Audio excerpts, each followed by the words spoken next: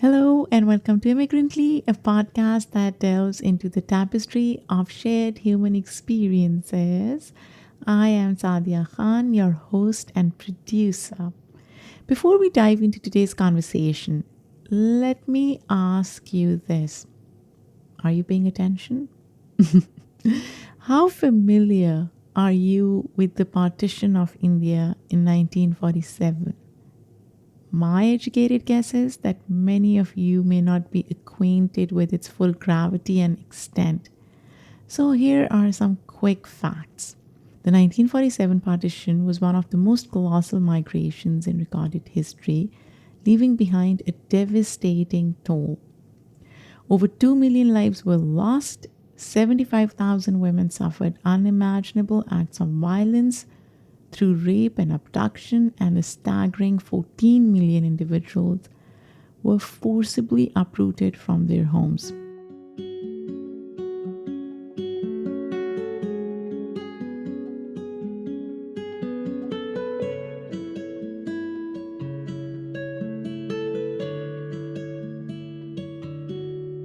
These numbers paint a haunting picture of the immense human tragedy that unfolded during that time. Growing up in Pakistan, my early education gave me a glimpse into the partition's narrative. However, the focus of this narrative centered on why Muslims sought a separate homeland, a place where they could practice their faith freely without fear of persecution from the Hindu majority. This perspective underscored the necessity for the division of India, a matter of survival for Muslims in the subcontinent. For me, entertaining alternative scenarios seemed both problematic and almost treacherous. Now, it is important to clarify that my parents' families resided on the side of what is today Pakistan before the partition. For them, the horrors associated with this historical event were not as personal. Although the separation occurred, it did not directly impact their immediate loved ones. At least, that's what I've thought. I sometimes wonder whether this sense of detachment has been passed down through generations, shaping my perspective. Despite being well aware of the widespread bloodshed and displacement that unfolded, I struggle to question the notion of division itself. However, our today's guest has taken a more nuanced approach to understanding the partition and unearthing the intricate layers of complex truths surrounding it. I am so excited to speak with Neha Aziz, a writer, creative, podcaster, and budding filmmaker. She's written pieces in publications like Medium and served as a program consultant at the Cleveland International Film Festival. Neha hosts her podcast, Partition, which explores individual stories that bring light to moments many don't know about during the historic partition between India and Pakistan. She is most recently working on a new short film called So That Happened, which is in production right now. I am so excited to sit down with Neha and explore a lot of things from her podcast to her new production. So let's get started.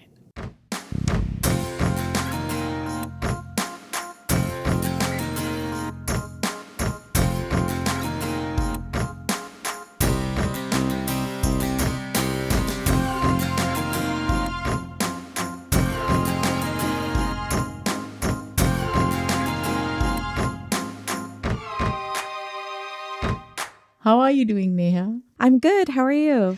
I am good. So you're based in Austin, Texas. How's the weather? Right now it is 86, so Oh, not too wow. terrible. But it is probably going to get to like 103 soon. I am pretty sure. I grew up in Pakistan and sometimes I really feel like I shouldn't feel as hot or I shouldn't feel the heat. But I've lived in the US for almost 20 years now. And even in New York, when the temperature crosses 90, I don't enjoy it. No, it's awful. I hate being out. I hate being hot. I hate sweating. Like I wait for the bus and I'm already like dripping in sweat. It's Yeah. awful. And well, I was born in Pakistan, but I spent majority of my life in the US. But my parents recently went back. We usually go in like the fall winter time, but they went in mid-April to May and they were just like, never again. I We're gonna know. do How it. often do your parents go back to Pakistan? So I got to go for the first time in 2017 since being born. And then we try to go every 2 years, but then, COVID kind of put a damper on that because then we would have gone like fall of 2021.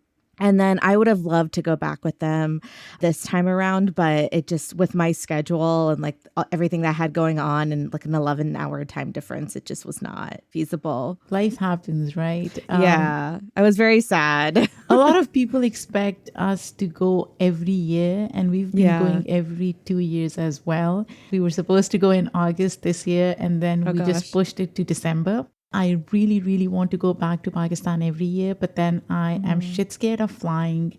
I get a lot of anxiety around that. Yeah. And because of that, I keep postponing my trip, and I hate doing that. Yeah. But you know what? December, hopefully, inshallah. I'm really excited this time. It's just like a daunting trip regardless, I right? Just know. like 14 and a half hours to get to the Middle East and then going through all the security and then going to Pakistan. It's just a journey for anyone. And then the way back is awful. And then I fly to Dallas because that's where my parents are. And so then when we're back in Dallas from the trip, it's like, okay, well, I still have to go back to Austin. So it's just so much. Absolutely. Neha, I have so many questions for you. I am listening to your podcast, Partition. I've listened to the first, I think, 3 episodes. So I haven't really listened to the entire series, which I'm really excited to listen to.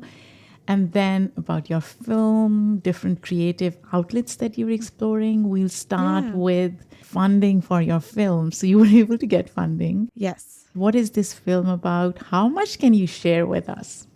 I can share a lot, actually. This isn't made by a studio. It's made by me. So there's no gag order in what I can say. I've always been in film to some capacity. Like even if I was doing other jobs, I was always writing about it or, I studied it in school. I studied film and journalism at UT Austin. And I had always been like a film critic, kind of film journalist, covering events and stuff. And it was a couple of years back where I'm like, well, I kind of want to explore writing my own things because all the things I did in school was very much for the criticism and analysis part of film.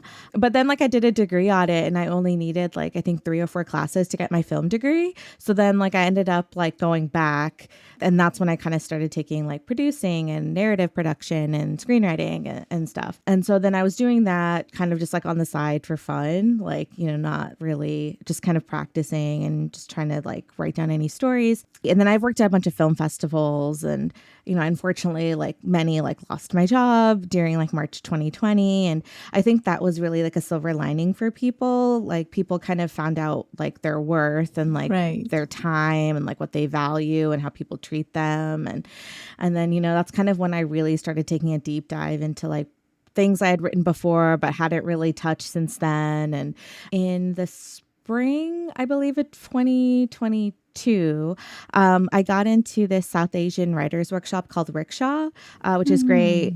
And so then I started working on this short script, which is what I'm going to be filming in actually 2 weeks from today. The stories and things that I like are romantic comedies, romantic dramedies, slice of life stories, and where you just kind of get a glimpse into someone's life. And that starts with the mundane, the complex, just the randomness, that is life. And things that I love are Normal People and Master of None and the Before Sunset and Before Sunrise films from Richard Linklater.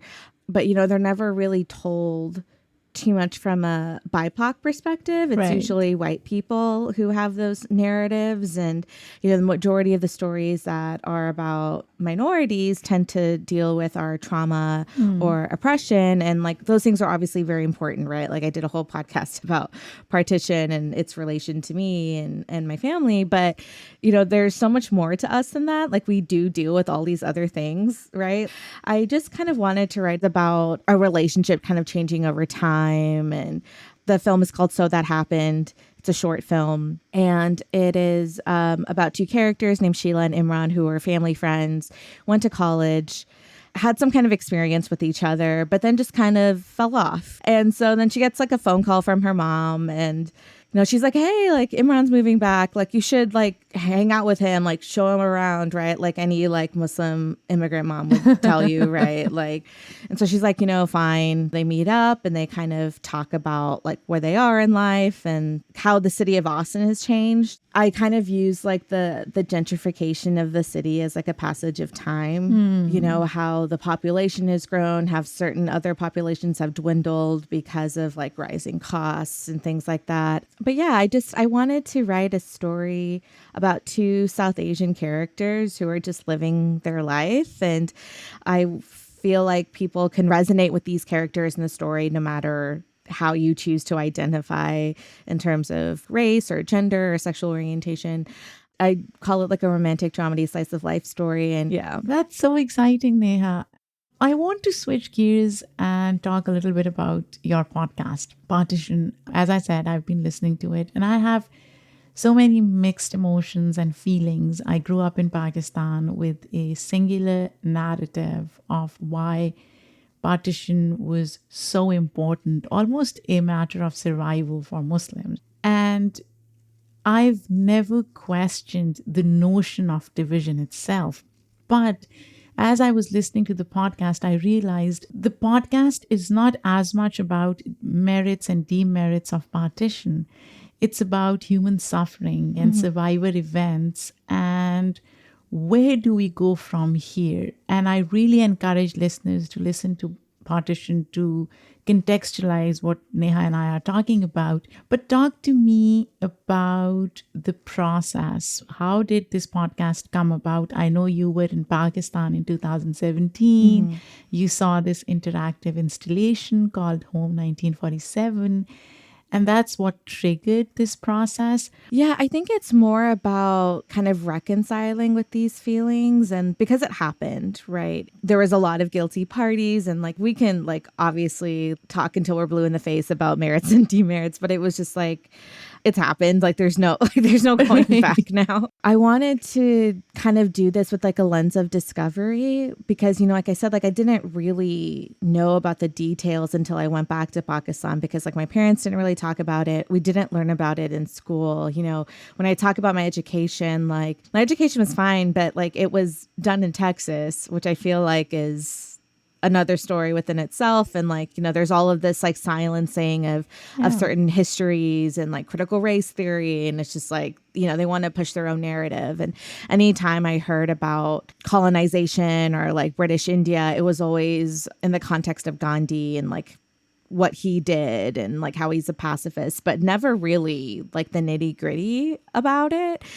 And, I always knew that Pakistan was a part of India, but it wasn't until like seeing these stories and hearing these stories and like seeing objects from people and stuff that it really was like, wow, like this was like an actual like big thing. I just never really knew about it. And like, in the podcast, I talk about how we're in like the food court in a Karachi mall asking my parents like, you need to tell me what this is all about. And it's just like crazy because we're eating like KFC and we're just having this like serious conversation. And that's kind of where like the interest started. And, there isn't too many media or much of anything really about partition that's in like the mainstream, right? Like if you dig for it, you'll find it. Like you'll find so many books, like you'll find texts and, and things like that. But the things that are in the mainstream were like the film Gandhi, which is awful. And I don't even remember watching it. I'm probably watched it, but I don't remember the film Yeah, at all. I had never watched it until I wanted to talk about it for the podcast. So, and like the 8th episode, I talk about media and partition. And, we talk about Gandhi. And another example was this Doctor Who episode that I know I don't watch Doctor Who. I can't tell you much about it. But there was an episode where they travel back to Partition. And it's very interesting because it's about the people it actually affected and not like told from like the British perspective. Yeah, there wasn't really anything. And during like, again, this like COVID time, I was like, I think this could be like a interesting like limited drama series. Like it wasn't, commissioned by anyone, but I was like, let me try to do it. But there's just so much. Like there's just so much about Partition. I didn't know where to start. And I don't know, fate, I don't know, happenstance. Like I saw that iHeartRadio was doing a program for underrepresented voices in the podcasting world. And like you could pitch your idea and it was a fellowship and they kind of gave you like a boot camp on like how to create a podcast. And I pitched this idea and I ended up getting selected. And so I was like, cool, I am getting paid, which is always nice. And I can actually do this research. And, I thought like this would make a great podcast. At the end of the program, which was like 5 or 6 months, I think it kind of ended like January of 2022, where we created 3 episodes. And I think the beginning of the program, like they were only going to select a few of us to get picked up by the network. But then random to me, but I'm sure very strategic on their ends, like Toyota came in and wanted to sponsor all of our podcasts. So wow. We all got picked up, which was great, amazing. And so I launched the podcast on the 75th anniversary of Partition, August 15th, which, coming up pretty soon.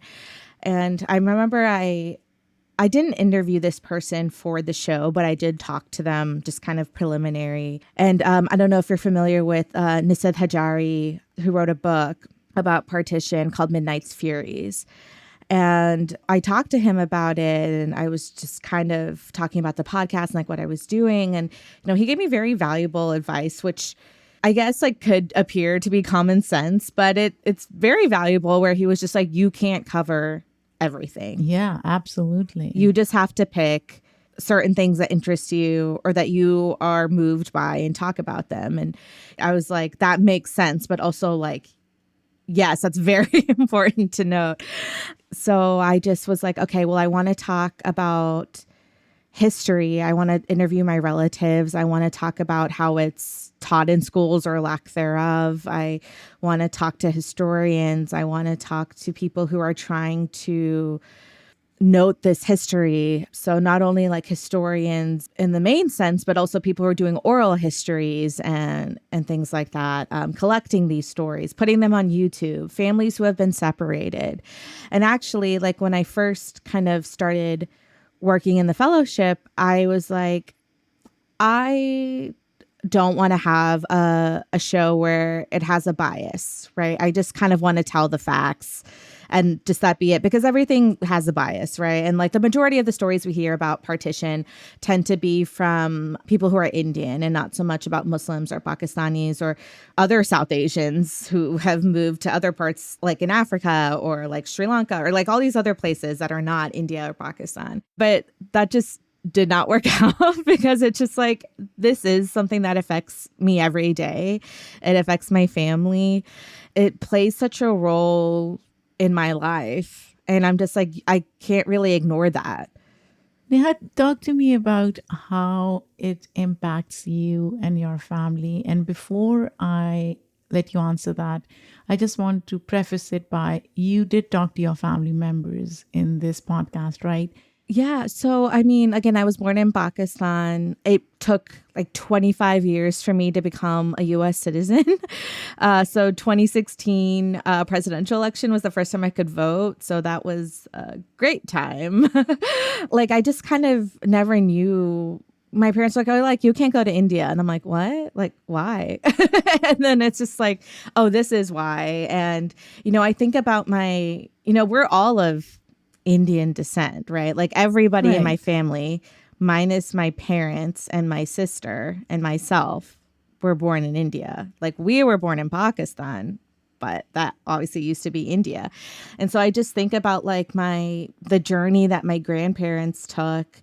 They weren't together at the time, right? Like they were teenagers or younger. And I'm just like, you never get to go back to the place that was your home because you had to move to Pakistan because you were Muslim. And I just also think about like people who decided to stay, right? Like they're like, this is my home. I'm not going to leave. This is such an important point because I am almost embarrassed to say this, but I didn't know that 35 million Muslims stayed back. 14 to 15 million did the migration, but there was a huge, a large chunk that decided for different reasons, whether they did not want to forfeit their property or sever ties with their family members, or they did not even care for the politics of it all. Right. They stayed back. I didn't know the number was that large. Yeah, it's truly crazy. And it's just like, what if my grandparents did stay?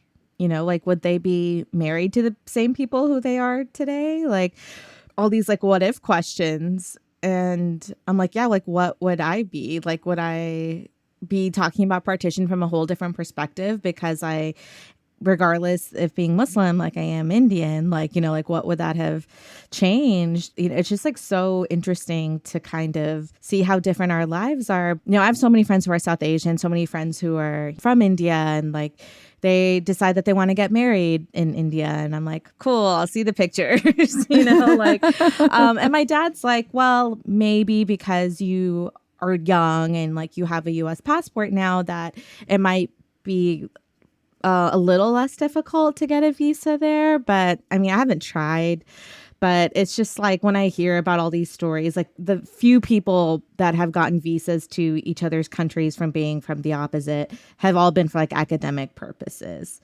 You know, it will surprise you that getting Indian visa in Pakistan is easier than getting Indian visa in the US. No, that's shocking. Yeah, that is so crazy because in Pakistan, you have contacts and they'll make it happen and True, it's yeah. easier.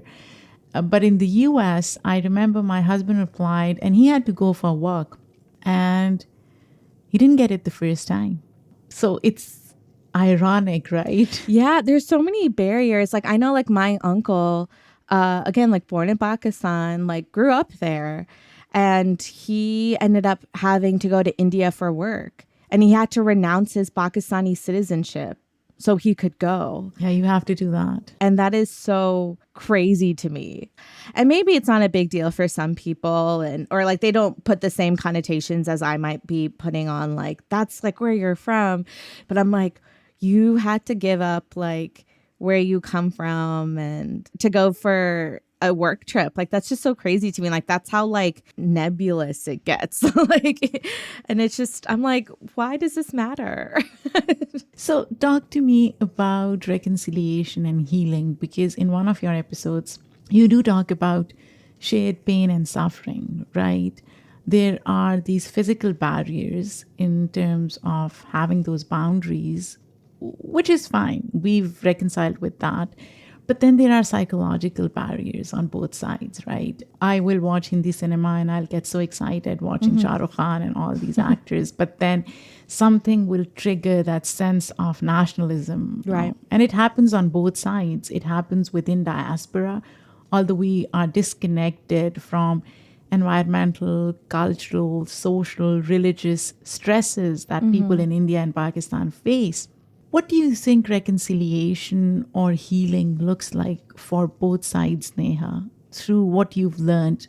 I think it's just like coming to terms that, yes, like we were dealt a horrible hand from the British, but it was also like our leaders. There's so many responsible parties, and it's just like, this is something that was done to us, right? We're all like cut from the same cloth, but like we're just kind of still fighting this war that, you know, it's just like there are still people who have been separated from their families. Like I interviewed two brothers who miraculously found each other because of like a YouTube interview, and they met at a border, and they only got to see each other because this particular border was a visa-free crossing because there is a Sikh temple. Right. And that's how they got to see each other after like 74 years. And now they've both received visas to visit each other.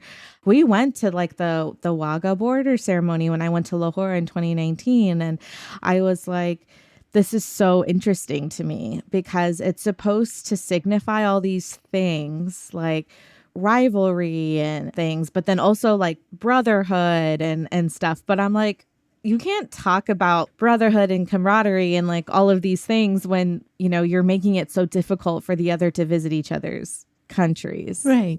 You know, I remember even taking a picture. They had these little statues that were all around Pakistan, like monuments, and they had like little miniatures. And I was walking towards it to take a picture. And literally, like, I was very, very far away from like the gate.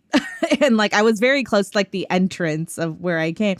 But then like an army officer, I'm assuming is an army officer, was just like, what are you doing? And I'm like, I'm taking a picture. Like I was like, there's no way I could have done anything like jump the fence or do anything like that. And I think about these like flag wars that they had where like India put up a flag at this like stadium where the ceremony takes place, and then Pakistan put like a bigger flag up that's like 50 feet higher. And like when my dad told me this, I thought he was joking. I'm like, this can't be like a real thing. And then like I look it up and it's completely It's a true. real thing.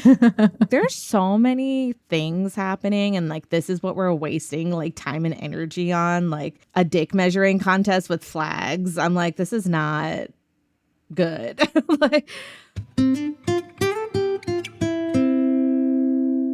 this episode is sponsored by BetterHelp. We talk a lot about mental health on this podcast and the importance of caring for yourself.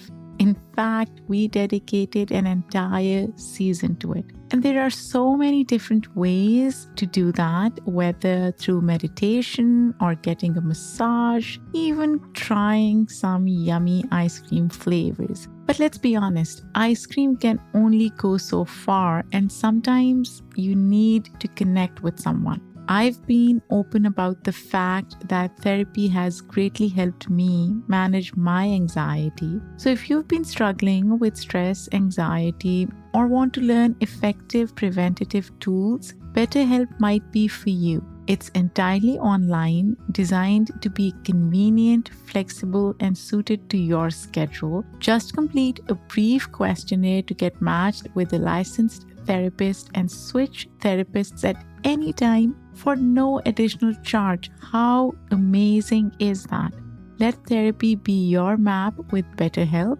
Visit betterhelp.com/immigrantly today to get 10% off your first month. That's BetterHelp, HELP.com/immigrantly.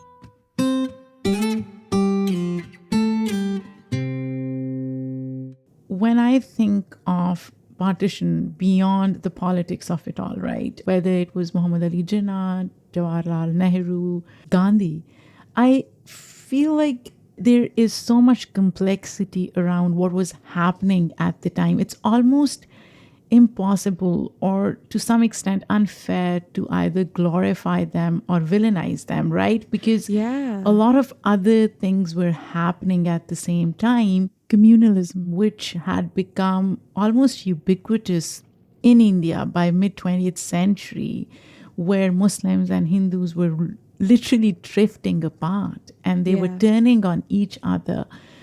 I sometimes wonder if remnants of that have passed on as trauma through generations. Yeah. These are events that happened, like these are massacres that happened. These are like actual events that happened. But I think it's important to note the way in which people were given information, like in drips and drabs, you know. And I think if like anytime there's a conversation about partition happening, I do think it's important to understand like what this person telling the story went through, but also just we did the best we could do, what we thought was right at the time. And like looking back, that's probably not the way it should have been handled. So I think it's just kind of accepting what happened, taking accountability with what happened, and then trying to do better for the future. It's such an important point because to me, every person who took up arms, who murdered their neighbor, who raped their community member, who mutilated somebody, they are all as complicit and Oh, as 100%. responsible, right? Yeah. Because that hatred and resentment has carried on both sides. And unfortunately, rather than dying, it's becoming more intense in some ways. But then there are people like you who are doing the groundwork to reorient people on both sides to look at the basic humanity. And I do want to talk a little bit about that because on your podcast, you do talk about violence and there is no censorship. And I wonder, what do you hope your listeners would take away from that unadulterated account of what happened to people on both sides? Yeah. So I think like so much of the narrative that's being peddled is just like independence and not the actual suffering, right? Like we don't have any memorials about partition to my knowledge in India or Pakistan. And I know there's some partition museums, but those are privately owned and they're all in India, right? And that creates like another barrier for you and I to ever really Right. go there. And you don't hear about families being separated. It's just like, oh, this is like independence and this is great. And everything's chill. And I'm like, well, no, it's just like there's still so much like animosity, right? Like think about Kashmir, you think about land disputes and just also like I have an episode where I talk about these like borderlands who are still suffering so much from partition because they live in a certain area but have to cross land to work, and it's like they have special visas, but then like at a certain time because of weather they're unable to cross this river and like they won't build a bridge, and so there's like those repercussions. I'm like, I don't know if anyone's even thinking about those things. Have you ever played out scenarios in your mind, different scenarios about if partition had not happened, if it had not occurred, given what you know about India and Pakistan at this very moment in terms of politics, the culture, the social discourse? What do you think? Do you have any thoughts? I think that's just such a big concept for me to even wrap my head around, that if it didn't happen, what kind of would everything be? I don't know. I feel like it's like one of those things that if I think about it too much, I'll get like a headache and I'm like, I can't like think about this. But it's something that I've like, that's like crossed my mind, but it hasn't been something I've given a lot of like time and to really just like think through and process if that is actually something that happened. I have thought about it, and my conclusion is it happened in a messy, irresponsible, almost clumsily executed way. Oh, yes. Yeah. But it happened. And I honestly don't have an answer one way or the other whether had partition not happened, situation would have been better or worse. We have to move past the question of why it happened or had it not happened, what would have happened, and move on to how do we heal from it. Yeah. And I often think about like, what if like partition happened, but if things panned out differently? Like, what if they didn't have 5 weeks to create a boundary line? Right. What if they actually considered like land and resources when dividing a country? Exactly. What if they moved up the date, right, to when like the actual partition was going to happen? I'm just like, what if they actually took time and talked to people? I feel like that's what I end up thinking about. What if they really did take the time and talk to people? And from my understanding, there was like a council where they had like an advisory committee, but at the end of the day, he was still just going to do what he was going to do. It's not like you went door to door and asked. You're right. There were so many different scenarios, so many different factors that were playing out at the time. It's almost impossible to blame one person, one individual, one organization. It's as if everybody in some way, form, or shape were complicit in how it turned out. Right. It's just not the British. I mean, I feel like they were the majority responsible, but again, it was also Jinnah, it was Nehru, it was all of them. They're all complicit. The interesting thing is British, through their divide and rule policy, were pretty much able to calibrate the society itself from what it was pre-colonialism, right? So pre-colonialism, yes, Hindus, Muslims, Sikhs, Christians were living together, Right. they were coexisting, but that had completely changed by mid 20th century, Yeah. which is an added layer of complexity, right? Because Right. people were turning on each other. It was not the same community anymore. They had lived through a century long communal divisions, and it was like as if the whole idea of community had changed by mid 20th century. Right.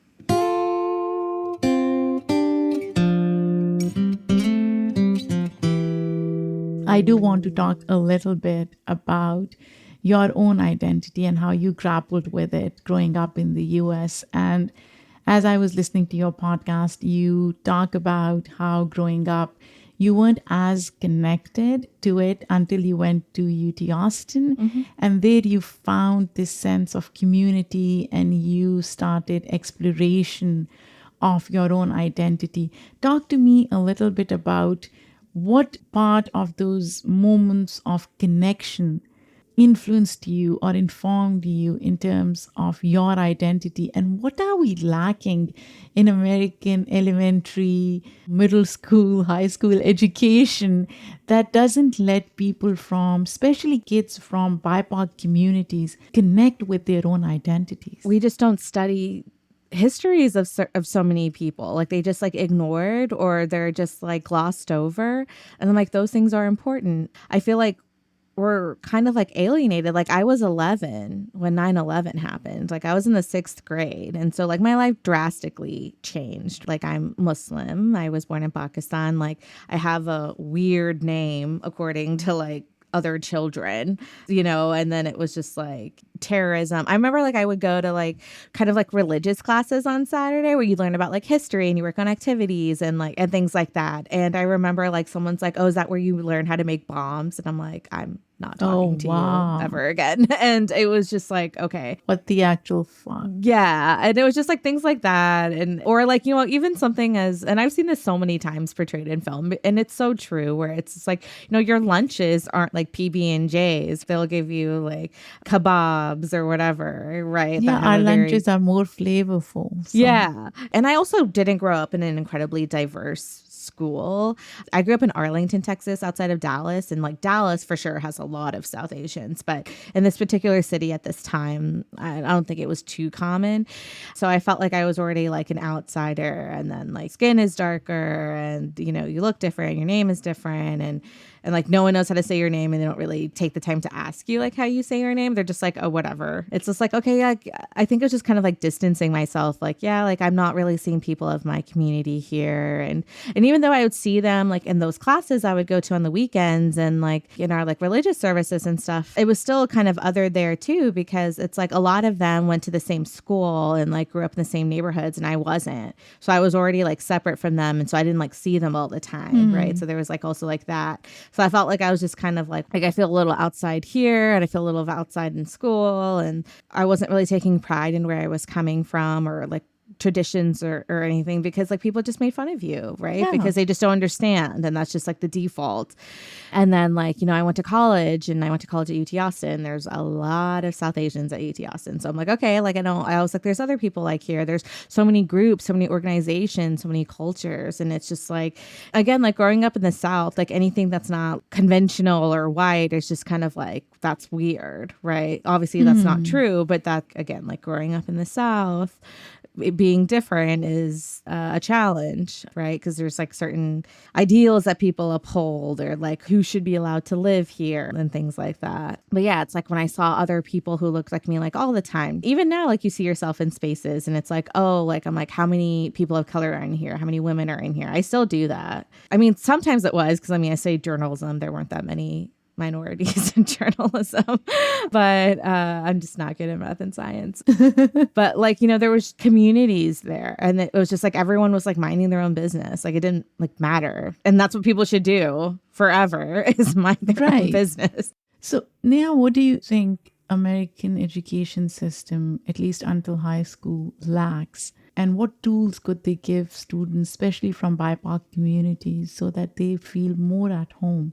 I think just having a well-rounded education, right? Like we don't need to spend like 3 months on like the British monarchy, right? Like we need to talk about other things. Like, and I think it's also like accountability, right? Like all of these places and people, like they all like rose to power because of minorities, because of black people or brown people or other people who did all of the work while they like, you know, reap the riches. And so I think this is history and this happened, but let's not lose sight of how these people got here or things Right. like that. Like just having a more well-rounded education or make it equitable. Don't spend 3 months on like the British monarchy and Henry VIII and Anne Boleyn and then spend like 1 week learning about partition. I'm like, a new country was made.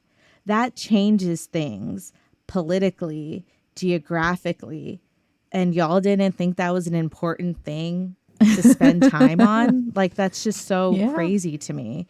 Or even like, you know, my nanny lives in Dhaka.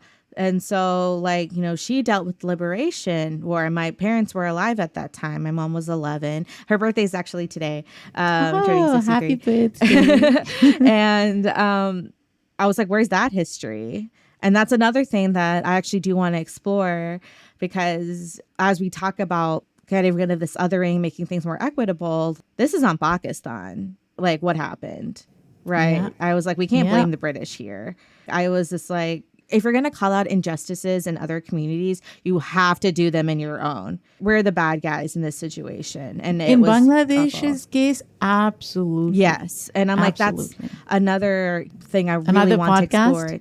I would love to. Yes, that is something I want to do, but there's a lot of factors in that. And my mom actually just went to Dhaka in the fall. Sadly, I couldn't come with her because she literally went during like the last like 3 episodes of when my show was coming out. And I'm like, I can't go with you. I would have loved to because I've never been.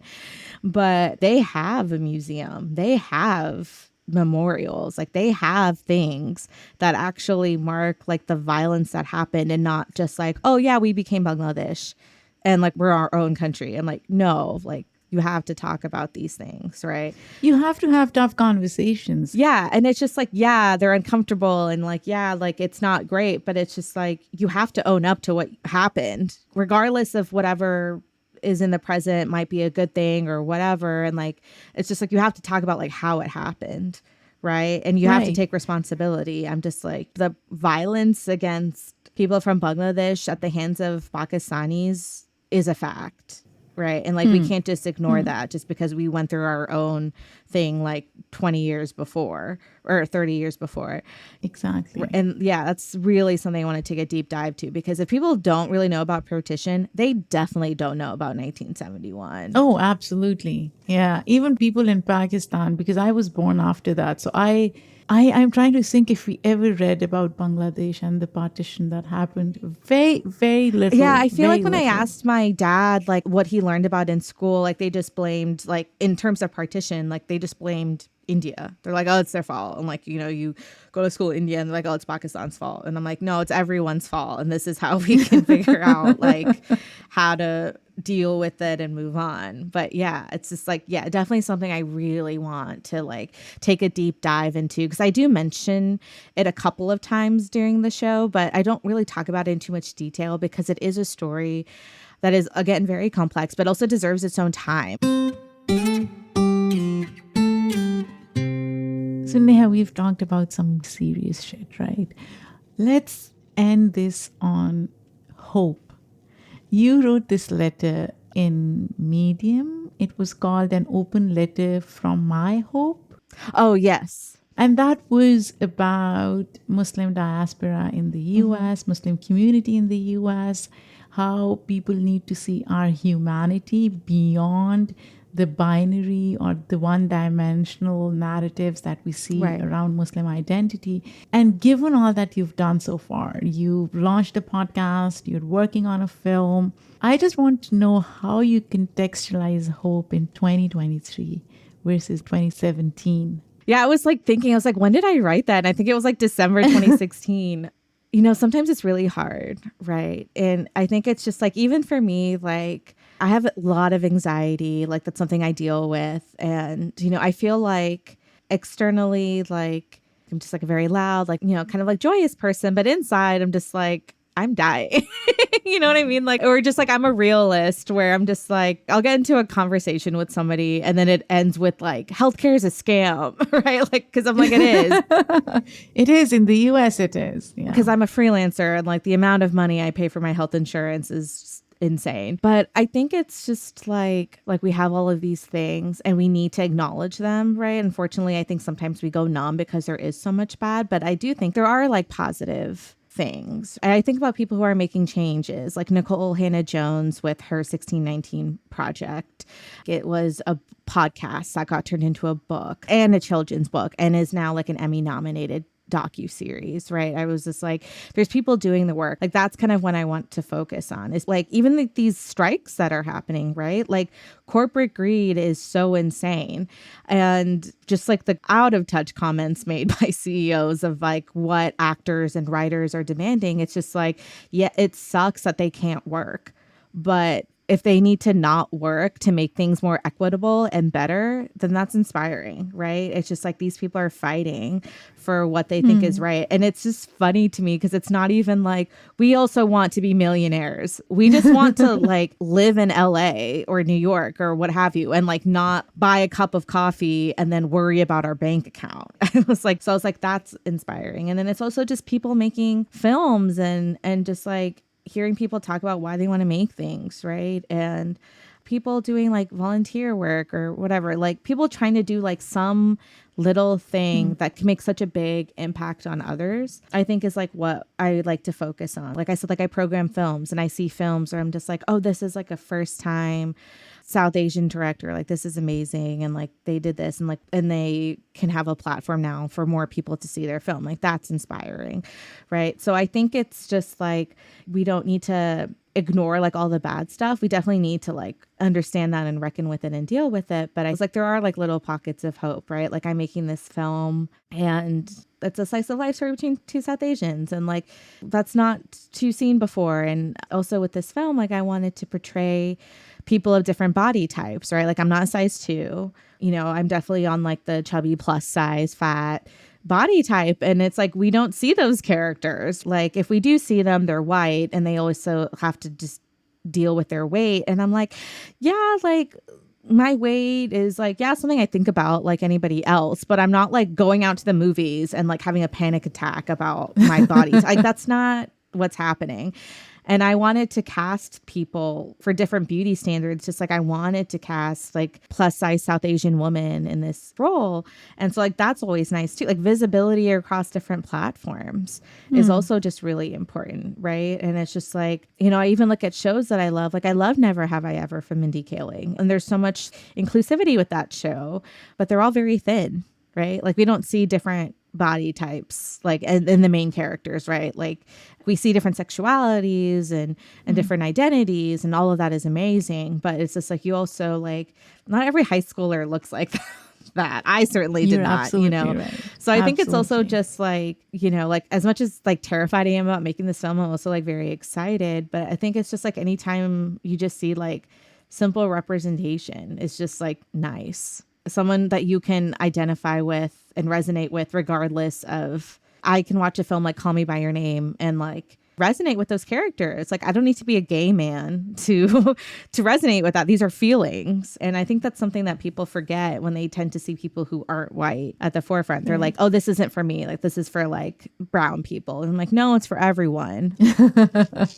And so I think like that's nice, is just kind of seeing more of that. Everything still is a crapshoot, like let's be real, but at least this is nice. At least this is like, at least there's people trying to do things to make the world better, and that's a better nice. place. Yeah, a more humane place.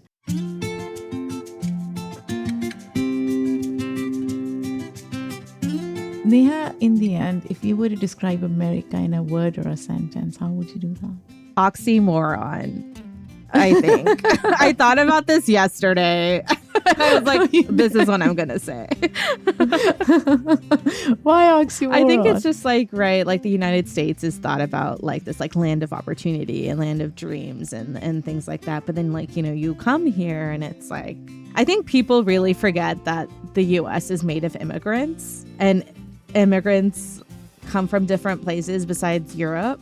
And I think, you know, like I think about my family and how they struggled, right? Like I didn't have a bed for like a really long time, like until like I like slept in my parents' bed. People just think that certain things are like you just get them because you're American. People don't think about like the actual like privilege that means and like all of those things. Like people think of like, oh, immigrants and taking our jobs or people not doing this. And I'm just like, do you know how hard it is to become a U.S. citizen? Do you know how long you have to be here to even apply for your green card?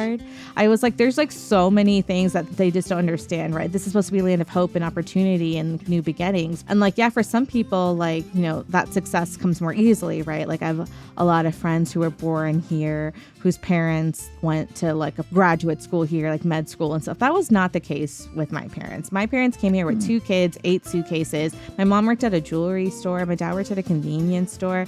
Like they have different lives now and are finally in a comfortable place. But I'm like, that's not the dream that they had, right? Like, and I think people just think like these things just like happen when you move here and like not like the work that comes with it. And I think there's just like this disconnect of people who are born here versus people who move here and like how like that makes you less American. I'm like, well, we actually had to like work really hard to be Americans. Like you were just born here. You didn't do anything, right? Like it's like I had to I love it. I had to take the citizenship test. I had to take like an English proficiency exam, right? I had to do all of these things to vote, right? Like you were just given that privilege. Like I wasn't, you know, like I couldn't drive or have a job for a long time because of immigration. So I think it's just like, I think people are like, yeah, this is like the land of hope and opportunity, but like only if you stick to your lane and like don't encroach on what I'm trying to do, right? So it's like, absolutely. I love it. I love it. Neha, where can people find you on Twitter? Is there a website we can go and check your work? So I mean, I'm a little less on Twitter these days because it's just an awful place more than it was now. But you can find me on Twitter at Neha Aziz 13. And you can find me on Instagram at Neha Aziz. You can find my projects, So That Happened Film on Instagram, and Partition Podcast on Instagram, and 1947 Pod on Twitter.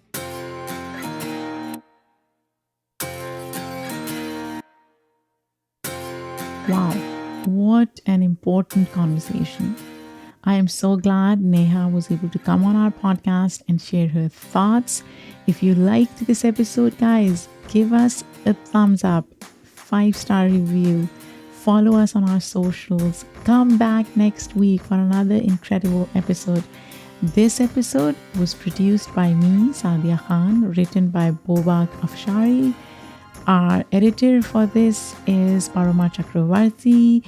The editorial review was done by Shay Yu. Our original theme music is by Simon Hutchinson.